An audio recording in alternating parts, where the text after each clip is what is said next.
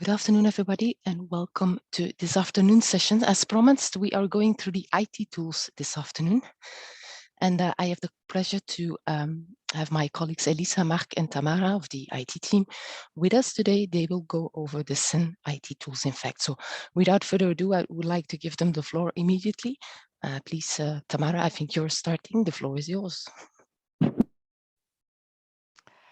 Good afternoon, everybody. Thank you for joining us. My colleagues Marc and Elisa will cover 4 applications. So I will start with the CEN Documents. Then Marc will take over with committee internal balloting. Then Elisa will talk about the CEN working area, and I will conclude with the meeting registration. So CEN Documents. So in the first part of 2021, we migrated all the documents from the technical committees from e-committees, which you see in front of you, to the new application called CEN Documents, which looks like this. And these are documents from over 2,000 technical committees. So the migration was split into 3 chunks, and the last chunk was migrated in May of this year. Now, the main purpose of CEN Documents is to support standardization work by allowing committee members to exchange work documents in a controlled environment. The main features of this application are a role-based access control, a structured documents library, and an automated handling of EN documents, but I will go over this during the presentation. So the main benefits are that users can now navigate in a harmonized environment between ISO and CEN, meaning from one tenant to another on the same application. And also there's only one book of record for all the AFNOR and the Dean hosted committees, making it much easier to find documents. It also has a much modern user interface, making it easier to find, to access, and to upload documents. And then it has a new search function, making it easier to find documents. So there are 2 main search functions. There's the committee document search, which helps you search documents in your committee, but then there's also the advanced search, which is a broader search for documents in all the committees where you have a role. And finally, the new platform has new features such as bulk upload, and now the PDF rendition supports PDF, Word, Excel, PowerPoint, and images. Now, this is the landing page. So on your left, you have your favorite committees, which is you can make your own list for a quick and easy access. And then on the right side, you have My Committees is the list of the committees in which you have a role. Then this is the homepage, the committee homepage, where you will find several widgets. So in the middle, we have committee documents, and this allows you to see all the documents of your committee in a flat view. So note that the documents are first listed by created dates and then by EN number. So the most recent documents will appear at the top. Then we have the library. It has a set of standard folders on the first level. So the folders you see here, the administration, general meetings, decision, and so on, they're the same for all the committees. But under these folders, you can create any folder you want and name it as you wish. And this enables a harmonized and flexible folder structure for all the committees. Then we have the ballot document widget. So this shows you all the closed ballots from the last 12 months, as well as the ongoing and upcoming ballots. And by clicking on the ballot, you'll be directly taken to the ballot page. Finally, the meetings widget, which also shows the meetings held in the last 12 months with the upcoming meetings. It enables you to easily identify documents related to a meeting. And here also you can directly click on the meeting name and it will directly take you to the meetings application. Now, just to go back to the library structure, this new structure enables a better document categorization. So during the analysis phase of the project, all the folders and their use were reviewed, and this is the folder structure that was brought up as a solution. So I won't go through all of them since most of them are quite explicit, but the first one, the administration, is a kind of a restricted working area for officers, so secretaries and support team.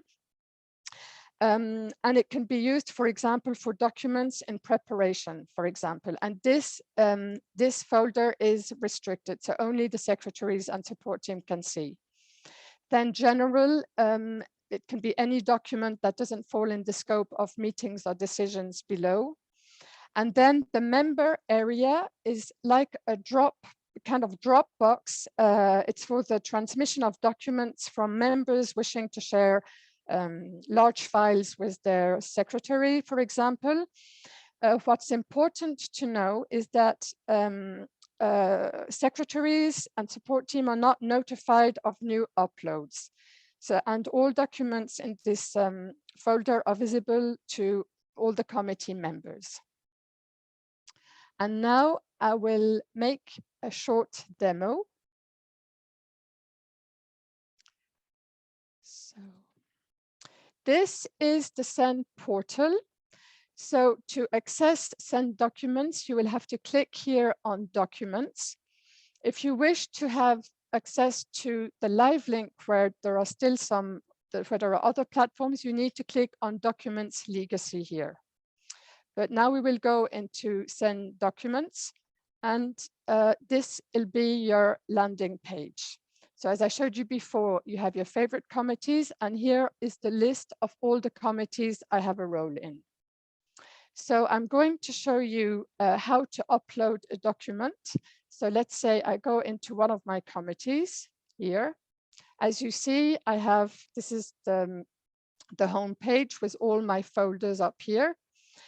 These are the latest documents which have been uploaded. I have my ballot documents widget, my meeting documents widget.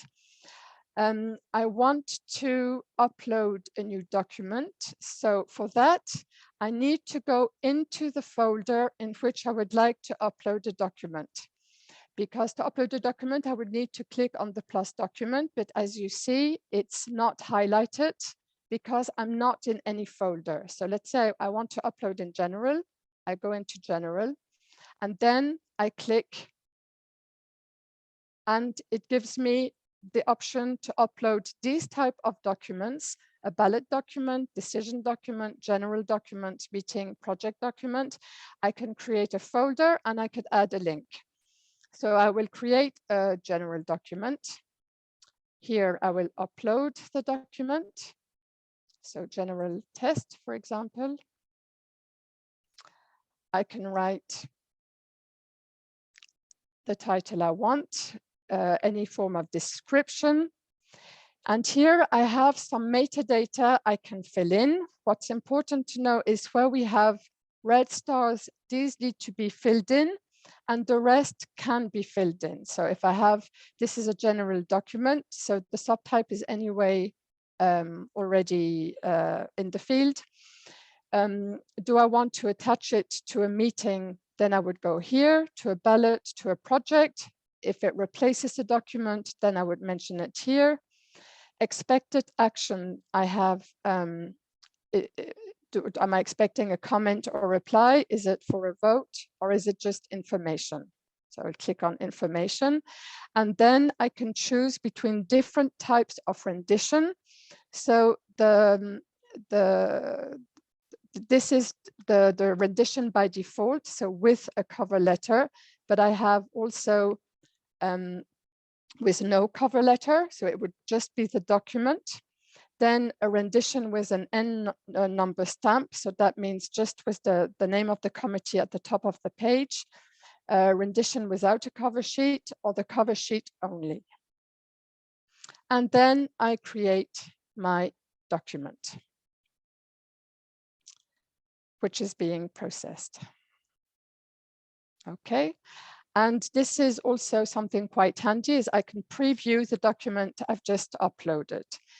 And that's that for uploading a document. So I'll go back to my slides.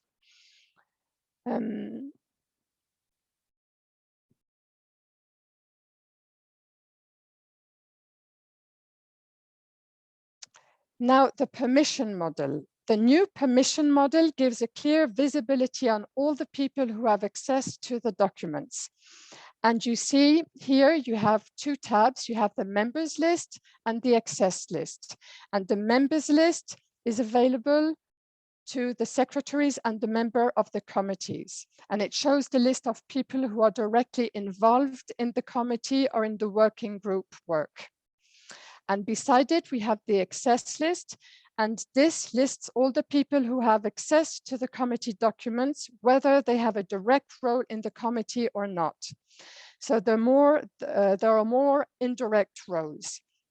For example, the secretary of a main committee would have read access to a working group administration folder. Then his name would be here. Now I'm going to quickly take you through the life cycle of a document.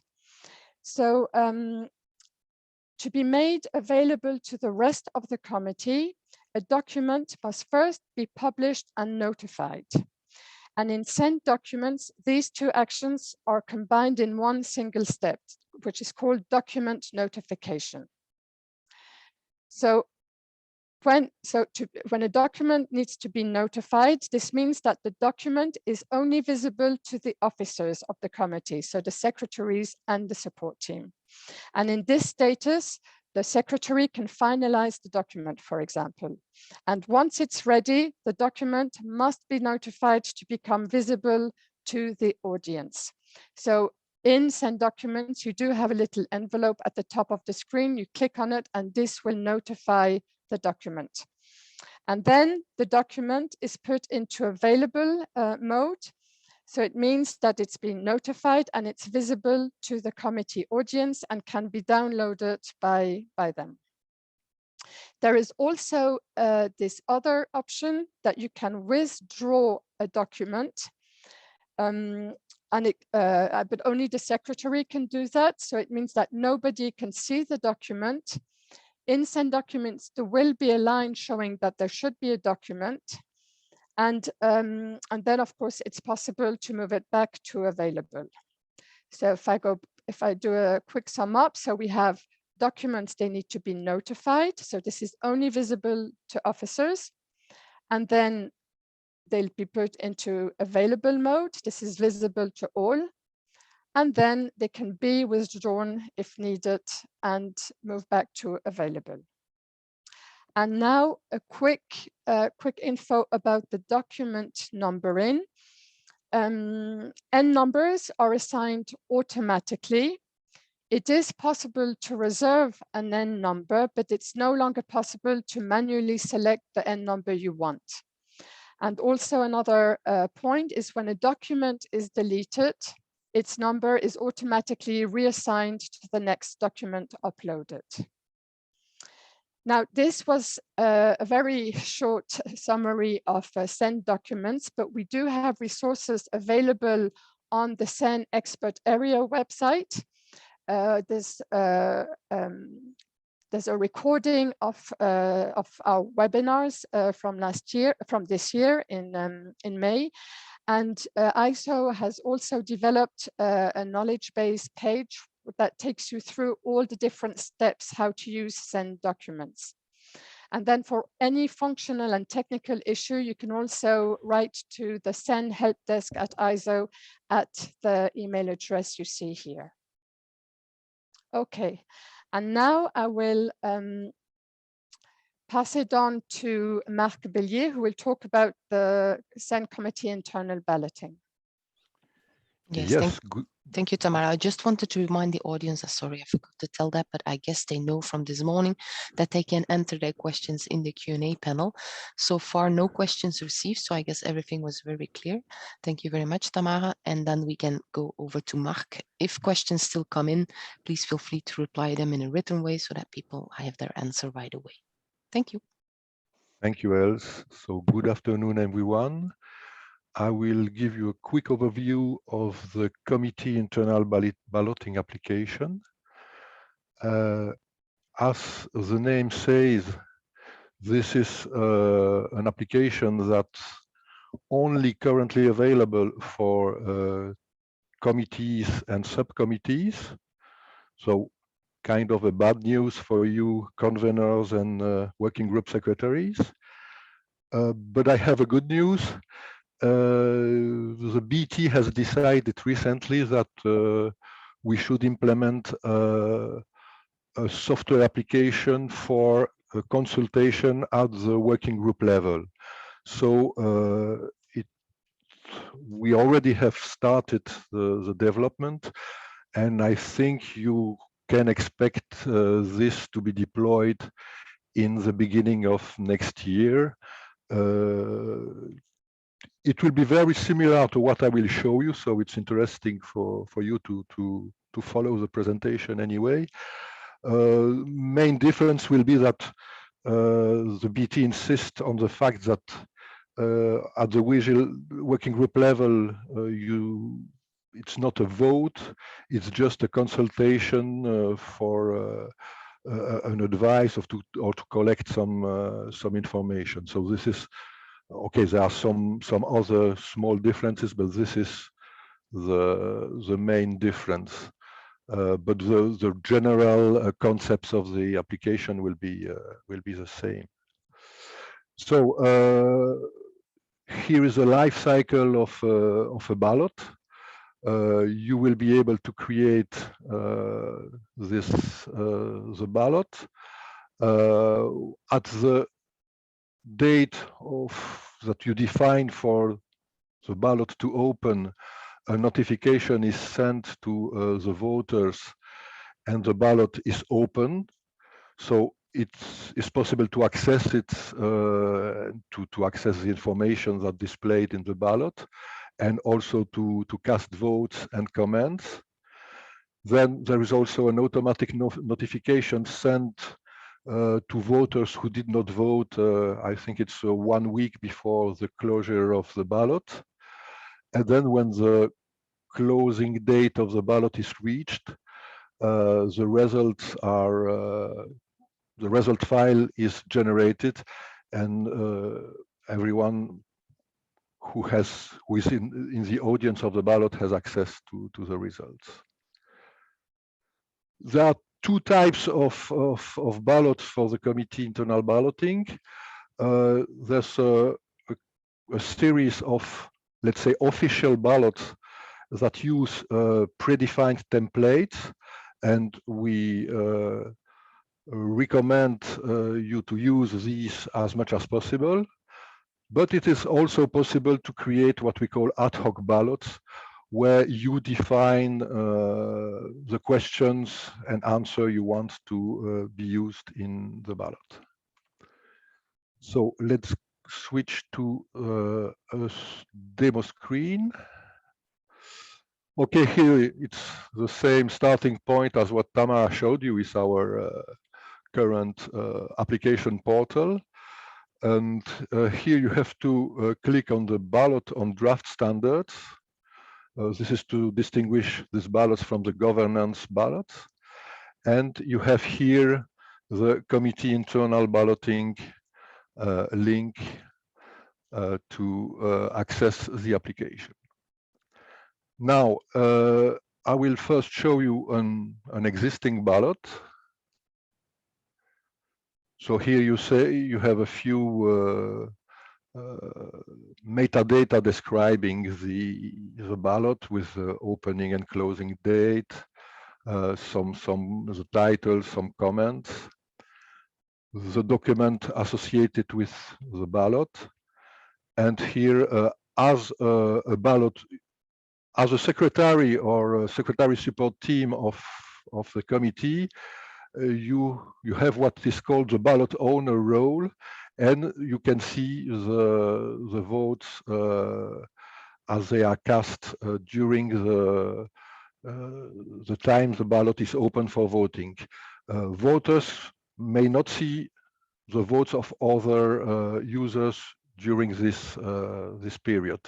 They will only see the results while the ballot is closed. Then all votes become visible to everyone. Okay, so now let's create a new ballot. You see here are the available templates. Let's take adoption of a new work item. You select the committee. You might be a secretary in several committees, so you have to select the committee in which you want to create this ballot. Give it a reference, then title with more explanations. Now, it depends on the template, but for example, for the adoption of a new work item, you have to choose the method used to calculate the result. You have to use a weighted majority vote for European norms and TS ballots votes, and the simple majority for these other cases. So it's up to you to choose the correct method. Then you define the opening date. By default, it gives you tomorrow's date, but you can select another date further apart. And by default here, the closing date is 3 months later. So this you will have to adapt to your needs, of course. And as this is a template-based ballot, all the questions are already defined for you.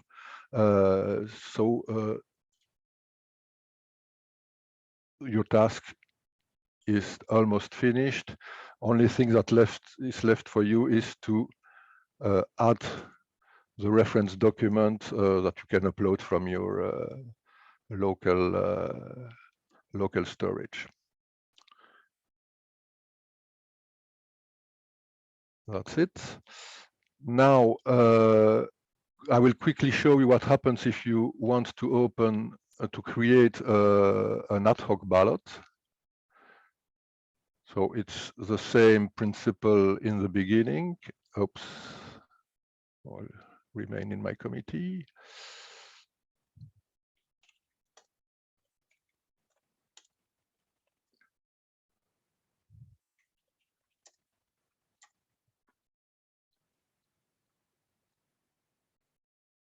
And here, as you see, the difference is that you may define the question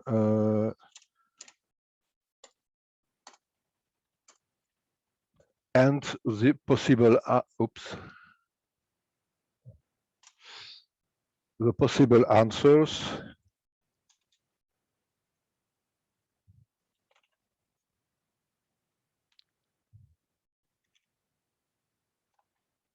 You are really master of the definition of the ballot. For every answer given, you may also decide if you want to allow a comment and different methods of inputting a comment, either by using an external file or by just adding some text in the application. So this is where you define the questions and the answer for your ballot. And of course, this is one question, but you may add a second question and third if you wish. Okay, so this is not allowed because I didn't create the text. Now, just another things I want to show you.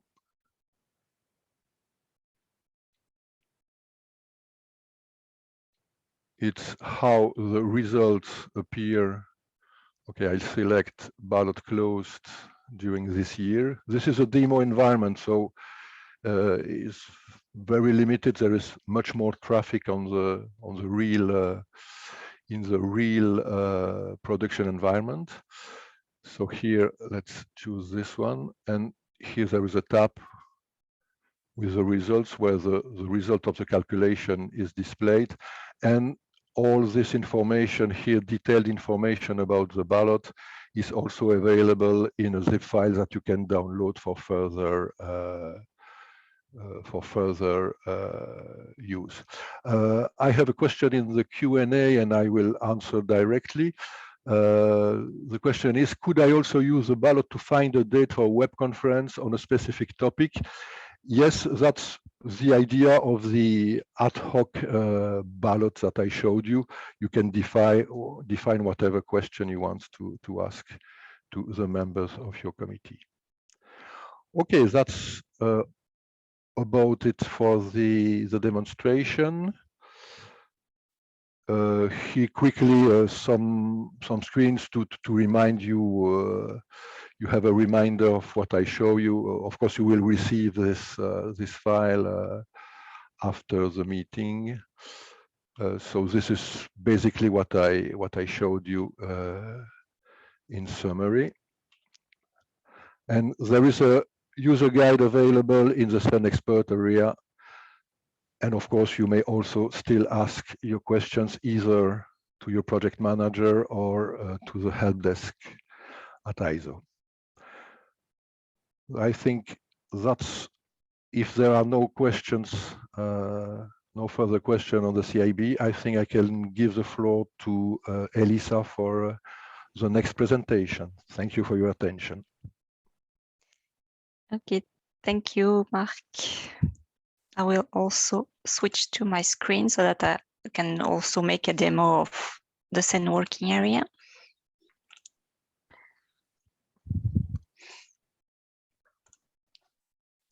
Okay. So the CEN working area is an application that enables you to submit, to create and then to submit your technical committee decisions to CCMC. So the access to this tool is restricted to the CEN-TC secretaries and their support team.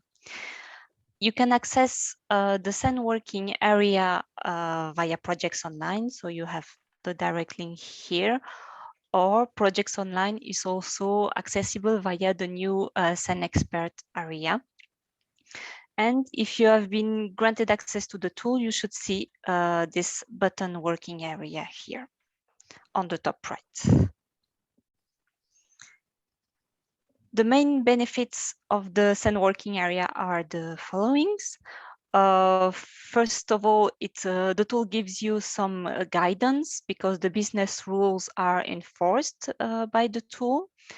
You have also the possibility to prepare your decision, then to save it.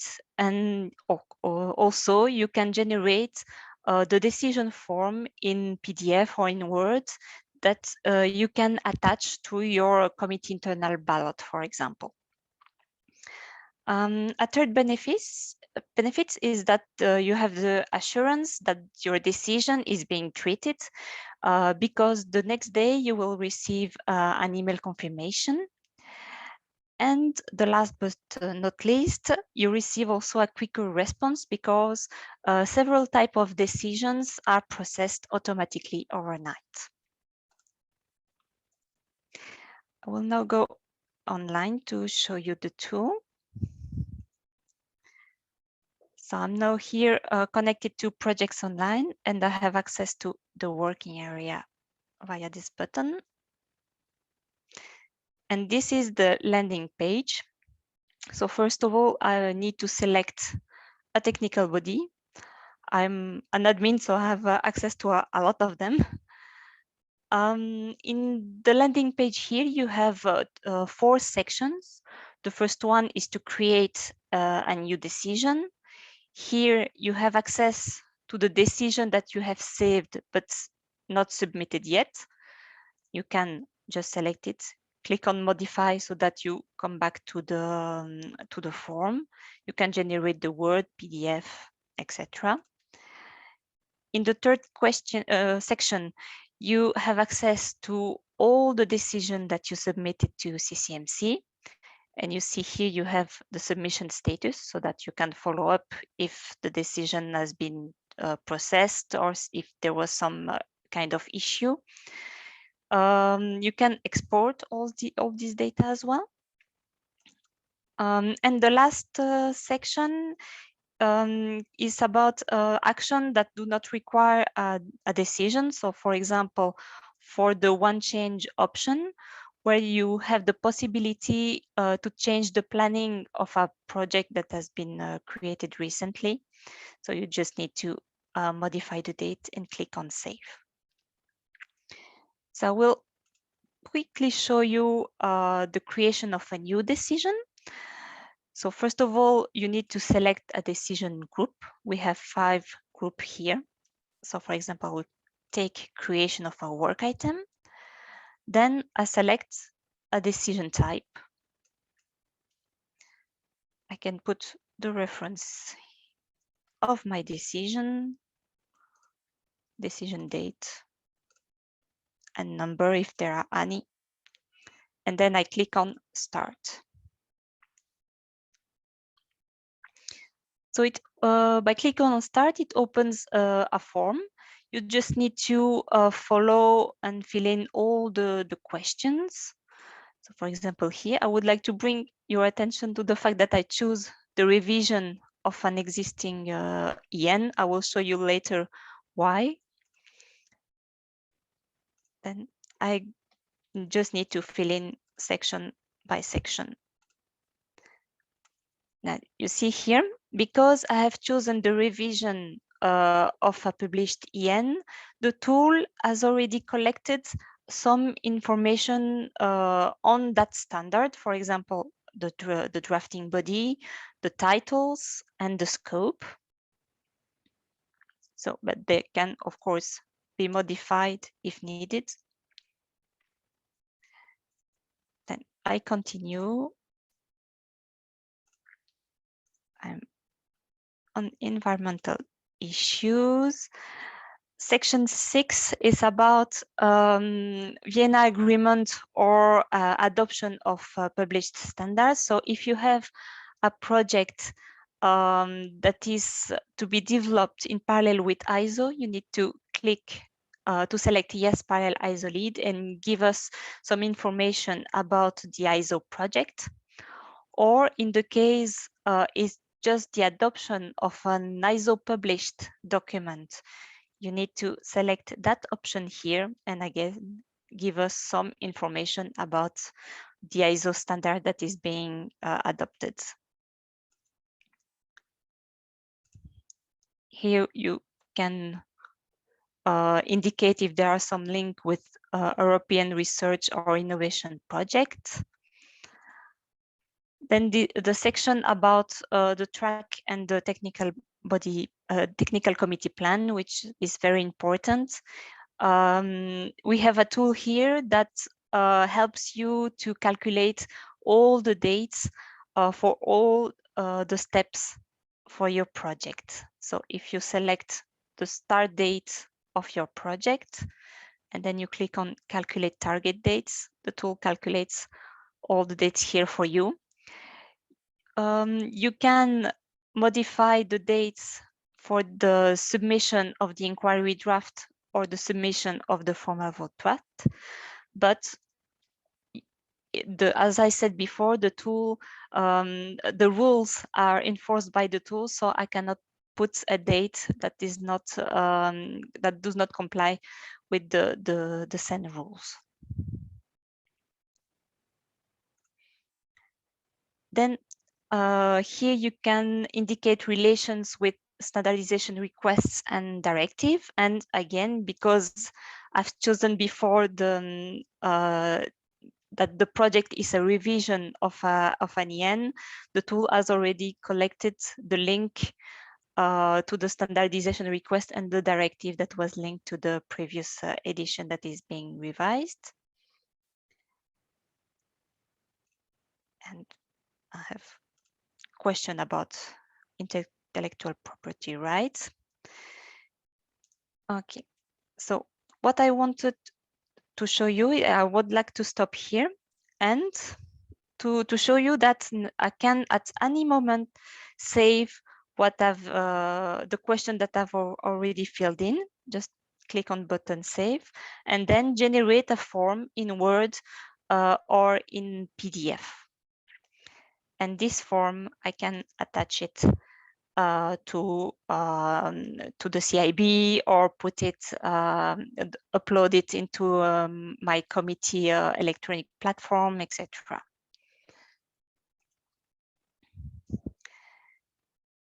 Then when I'm ready to submit the decision, I come back to this form. I complete all the missing data. And then on the last section, I can click on Submit to CCMC.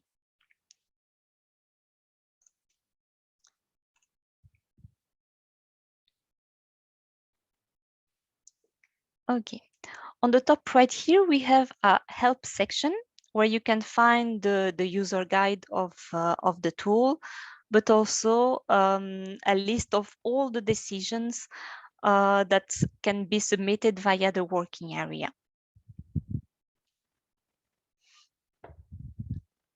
Okay, so I go back to my presentation.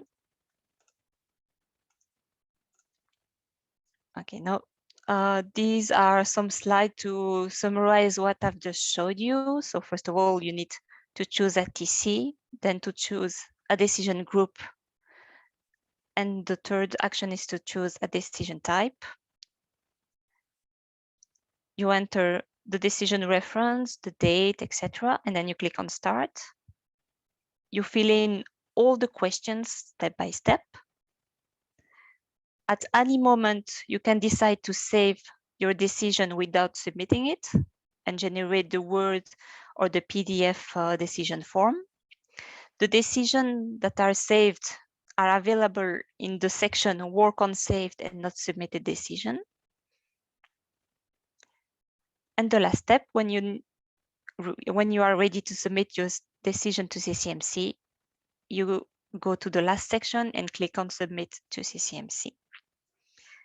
And these are the different sections that you can find on the landing page.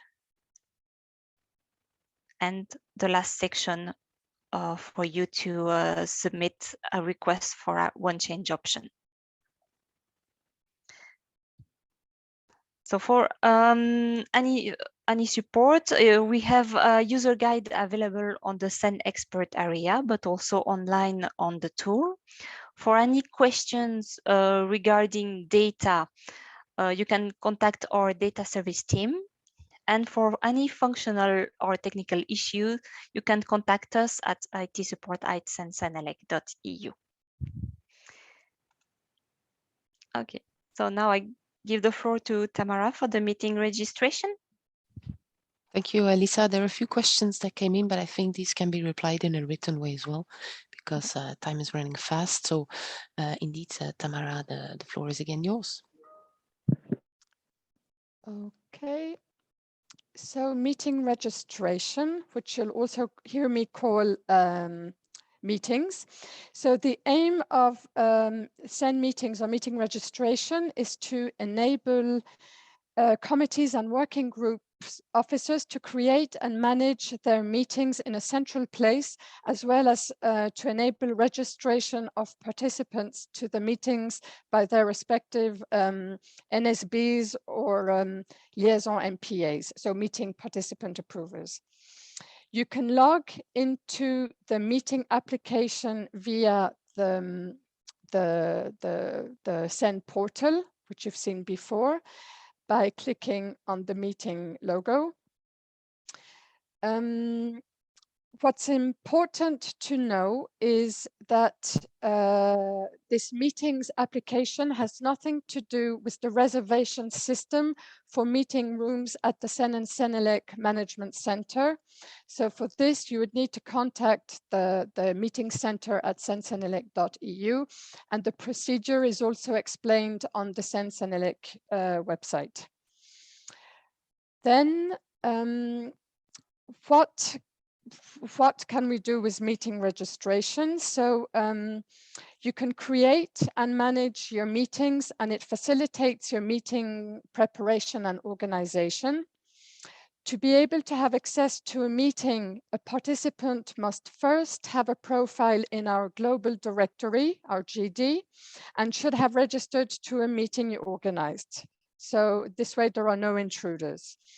The system also enables you to extract reports such as practical information, working documents, attendance lists, recommendations, and so forth.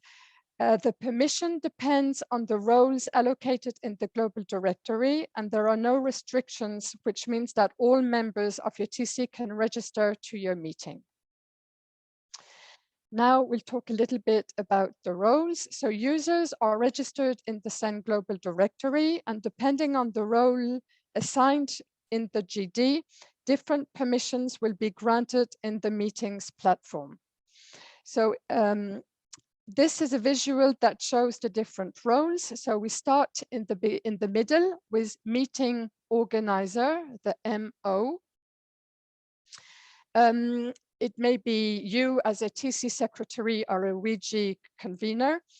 It's the person responsible to create and manage meetings, who provides information for meetings, and who manages the participant attendance.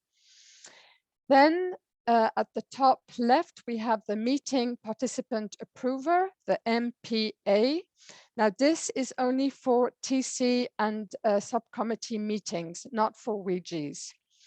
And this is an individual representing a CEN member or an international organization or a committee in liaison, who can approve and register participants, who can disapprove registration, who can download reports, who can register a guest to a social event, for example. Then at the bottom, we have the meeting coordinator, which is the MC. So that's an individual at the NSB hosting the meeting, who is informed when a new meeting is created in his or her country. He or her is responsible to gather requests for invitation letters, for example, for visas. And finally, we have the participants just above, who are members of a TC, of a subcommittee, or of a working group who participate to CEN meetings. And they can view the attendance, they can cancel their own registration, they can download reports and register to social events, and also add guests. And now this is the timeline of a meeting. So this shows you the different stages of a meeting. So first, a secretary creates a TC meeting in the system and fills in the required information. So the meeting is then in a proposed status. I will, like here. As soon as the meeting approval is granted from the hosting country with date and location, the meeting will appear as confirmed, as here. As confirmed, yeah. And so once the meeting is confirmed, only then can the registration period start. So the registration period is the time lapse during which participants can register for a particular meeting. So registration opens automatically 24 weeks or 6 months before the meeting start date. If a meeting is confirmed 24 weeks or less before the meeting start date, the registration opens automatically when the meeting is set to confirmed. So if a meeting is confirmed 20 weeks, so not 24, before the start date of the meeting, the registration only opens at 20 weeks. Now, after the registration deadline, which you see here, the participants can no longer self-register to a meeting. So they would need to be registered by their MPA, the meeting participant approver. And this is only for participants of a TC or a subcommittee. For working group officers, they need to be validated by a working group meeting organizer. And this participant will receive a warning message and his request will be marked as pending. Then registration always close at the meeting close date in order to allow last minute registrations to the meeting. Then the meeting has started and is currently taking place, so that's in ongoing mode. And then, of course, when the meeting is over, the status becomes closed. I will quickly show you the live demo. So to have access to the meetings application, you again have access through the CEN portal. So you click on meetings.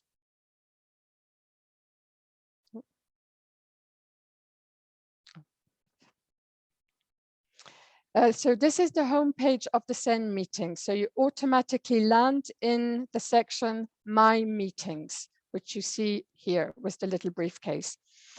You will find all the ongoing and upcoming meetings in which you have a specific role. You can change the filter and choose something else, like if you want to see proposed meetings, confirmed meetings, or ongoing. You have some icons here at the side which tells you if it's, so here you have the status of the meeting, so registration open, and here it tells you if it's on site, virtual, or if it's both. And then, of course, you have the TC hosting the meeting and the number of the number of the meeting. So if I click on the meeting, you first see the timeline at the top. And as I said before, we have a registration deadline, which is mentioned here. And you can change the deadline. So for example, we have it for the 2nd of the 2nd. We can change it for the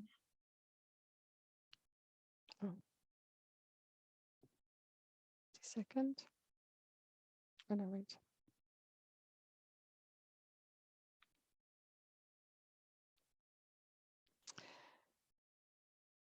Then in the attendance tab up here, you can see the list of participants who have already registered. You can also register. Here you have a click, you can register a person. Then in the tab events up here, you can add a social event linked to your meeting, like for example, a dinner planned after the meeting. Then in the task tab, you have some tasks to be fulfilled before the meeting. So this is a bit like a checklist where you check when you check that you tick the box when the task is done. So you might also see an alert icon in the pages before, and the red icon is there to remind you that one of these tasks still need to be done before a certain deadline. But you needn't worry, because if all the tabs aren't ticked here, this won't prevent you from having the meeting, to take place. So now if you want to create a meeting, you go on the plus meeting icon. If you already know the exact date, then you may add it here, like you can put in the date. But if you're not sure, you can either just add the month, like if you know it's sometime in May next year, or even the year. But let's say we want it for, so the let's say the 11th of May. Then I click on next at the bottom. Then I select for which committee. So I'll choose my committee. Does it include subcommittees or WGs? Then I go to next. I need to enter a location. Will it be on site? Will it be on site and virtual? Will it be virtual? So I can enter a location. I'll write Brussels. And then I click at the bottom on create.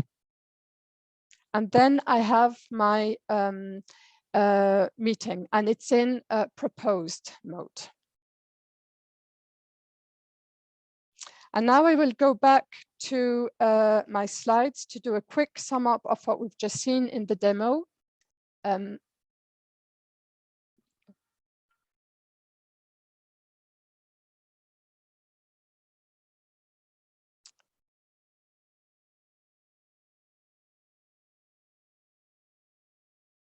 So you need to fill in your profile here in the profile part here on the left. You could put it your passport information and also your dietary information, and you can and guest information. The information in the person tab here is, you can't change this. This is information which is automatically taken from the global directory. Then we saw that this is the meeting dashboard. So you have a list of all the ongoing and upcoming list of meetings. And finally, you have the meeting details. So you have the meeting status, registration is open, the location, if it's the location, then the warning sign warning you that some tasks need to be completed. Then if the structure organizing the committee meeting, and then if there's a related meeting part of a committee meeting. And if you need to contact anybody, then you can contact the CEN help desk at ISO at helpdesk-CEN-TC@iso.org. That's it for me. Thank you very much. Thank you very much, Tamara. A few questions came in the meantime. I would like to suggest that I give you the host role. So that means that you can continue this webinar and take your time to reply to questions, because unfortunately, well, or fortunately for me, we would need to start the CEN-CENELEC common IT tools session that is starting at 2:30. So some of the attendees now would like to join maybe also. But if I grant you that role, you can just continue. I know that Elisa is also supposed to continue there. So let me try that. No, I cannot, in fact. That's a pity. Or maybe we can promise people that the answers will in any case be uploaded on the website. So as promised also in the Q&A, we will make the presentation plus the recording available via the expert site. And we will also provide you with a Q&A report that will be made available later on. So thank you very much for joining, and maybe see you in the next presentation on the common tools, or maybe as of 5 o'clock this afternoon, we're having the ceremony celebrating the technical body officers, some on site and some online, of course. So thank you very much and see you later. Bye-bye. Thank you. Bye-bye.